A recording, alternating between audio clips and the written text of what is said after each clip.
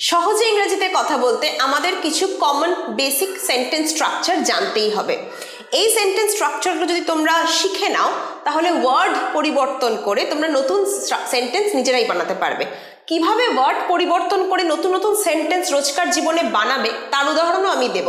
তাহলে আজকে থাকছে বেশ কিছু সেন্টেন্স স্ট্রাকচার, প্রচুর এক্সাম্পল, তাই দেরি না করে পুরো ভিডিওটা চটপট আমরা শুরু করি। চলো দেখবে পুরো ভিডিওটা, ভালো লাগলে লাইক করবে, বন্ধুদের সাথে শেয়ার করবে, কমেন্টে জানাবে কেমন লাগছে। শুরু করি চলো।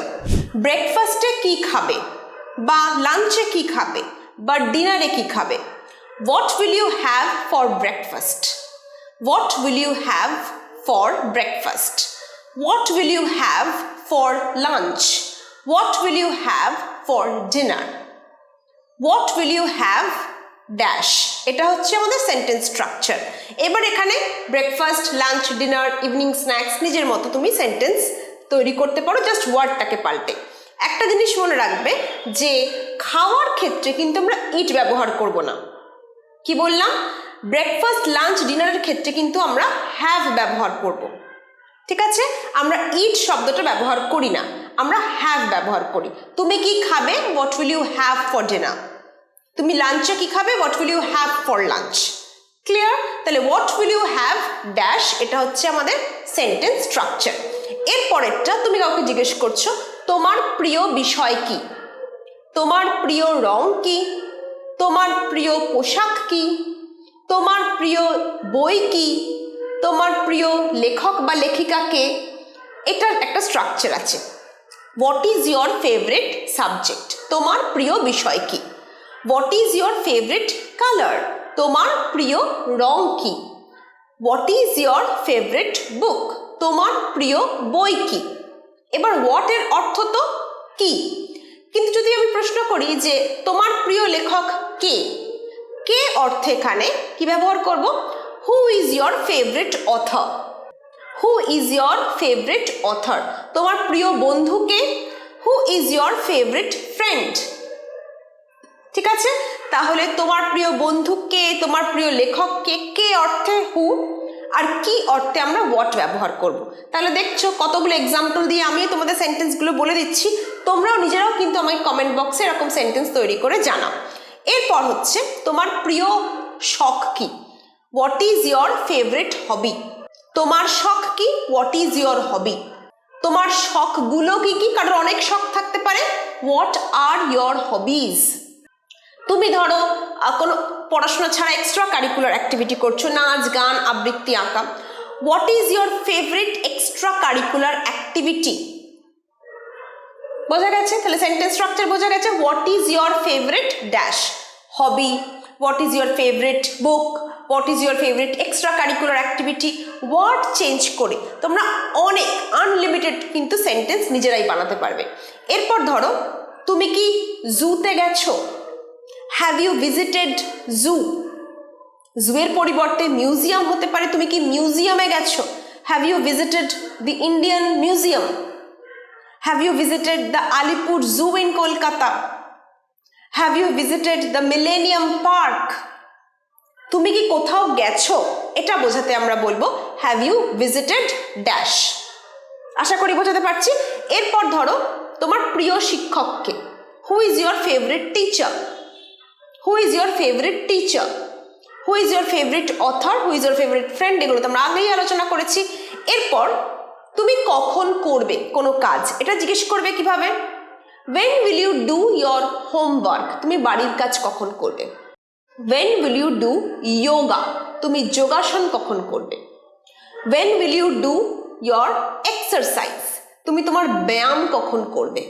কখন করবে when will you do dash? ঠিক আছে? এরপর চলে যাচ্ছি পরের স্ট্রাকচারে। তুমি কি গান পছন্দ করো? তুমি কি নাচ পছন্দ করো? তুমি কি রিসাইটেশন পছন্দ করো? তুমি কি পেন্টিং পছন্দ করো? কিভাবে জিজ্ঞেস করবে? Do you love singing? Do you love dancing? তুমি কি নাচ পছন্দ করো? Do you love recitation? Do you love painting? Painting মানে আঁকা, রিসাইটেশন মানে আবৃত্তি। তুমি কি এগুলো পছন্দ করো জানতে? Do you love dash. তুমি কি বেড়াতে যেতে ভালোবাসো বা পছন্দ করো? Do you love travelling? তোমার কি সাইকেল চালাতে পছন্দ হয়? Do you love cycling? বোঝা গেছে, do you love verb plus ING. Clear? এরপরে স্ট্রাকচার হচ্ছে তুমি কি আমায় একটু সাহায্য করবে? Can you help me? Can you help me? তুমি কি আমার একটা উপকার করবে? Can you do me a favour? Can you do me a favour? তুমি কি আমার জন্য একটা পেন আনবে? Can you bring me a pen? Can you bring me a pen? Can you give me a glass of water? তুমি কি আমায় এক গ্লাস জল দেবে? Can you give me a glass of water? ঠিক আছে, can you dash, can you dash, তুমি কি পারবে? Can you dash. ড্যাশে তোমাদের মনোমতো একটা ফ্রেজ সেন্টেন্স বসিয়ে নেবে, তাহলেই তোমরা এত সেন্টেন্স নিজেরাই বানাতে পারবে, শুধু স্ট্রাকচারগুলো যদি জানো। পরে স্ট্রাকচার দেখে নিই। বইটা নিয়ে এসো, কাঁচি নিয়ে এসো, ছুরি নিয়ে এসো, পেনটা নিয়ে এসো। কি বলবে? ব্রিং দ্য পেপার, কাগজ নিয়ে এসো। ব্রিং দ্য সিজার্স, কাঁচি নিয়ে এসো। ব্রিং দ্য টেবিল, টেবিলটা নিয়ে এসো। ব্রিং দ্য চক, চকটা নিয়ে এসো। ব্রিং দ্য পেন, পেনটা নিয়ে এসো। ব্রিং দ্য নাইফ, ছুরি নিয়ে এসো। শুধু নাউনটা বদলে সেন্টেন্স তৈরি হয়ে গেল, ব্রিং দ্য ড্যাশ। এরপর হচ্ছে তুমি কখন বাজারে যাবে? when will you go to the market? when will you go to your school? তুমি কখন স্কুলে যাবে? when will you go, কোথাও যাওয়া, when will you go, তুমি কখন যাবে? মার্কেটে হতে পারে, স্কুলে হতে পারে, লাইব্রেরি হতে পারে, কলেজ হতে পারে। when will you go to the library? when will you go to the school? when will you go to the market? when will you go to the railway station? দেখেছো, শব্দটা change করে করে কিন্তু তোমরা sentence বানিয়ে নিতে পারবে। এরপর এটা কিভাবে করব? How to do this, how to do this. এটা কিভাবে রান্না করব? How to cook this, how to cook this. এটা কিভাবে আঁকবো? How to draw this, how to draw this. এটা কিভাবে ঠিক করব? How to fix this, how to fix this. এরপর কাউকে জিজ্ঞেস করছো তুমি কি ব্যস্ত, তুমি কি ক্লান্ত, তুমি কি ফ্রি আছো? কি করে জিজ্ঞেস করবে? Are you dash, are you free, তুমি কি ফ্রি আছো? আর ইউ টায়ার্ড, তুমি কি ক্লান্ত? আর ইউ বিজি, তুমি কি ব্যস্ত? আর ইউ ড্যাশ, এটা হচ্ছে তোমার স্ট্রাকচার। এবার কোনো জিনিসের দাম জিজ্ঞেস করতে হবে। হাউ মাচ ইজ দিস কম্ব, এই চিরুনির দাম কত? How much is this earphone? How much is this spectacle? ঠিক আছে, কোনো কিছু দেখিয়ে তার দাম জিজ্ঞেস করা, how much is this? অথবা আরেকটা ভাবে বলতে পারো, what is the cost of dash? What is the cost of dash?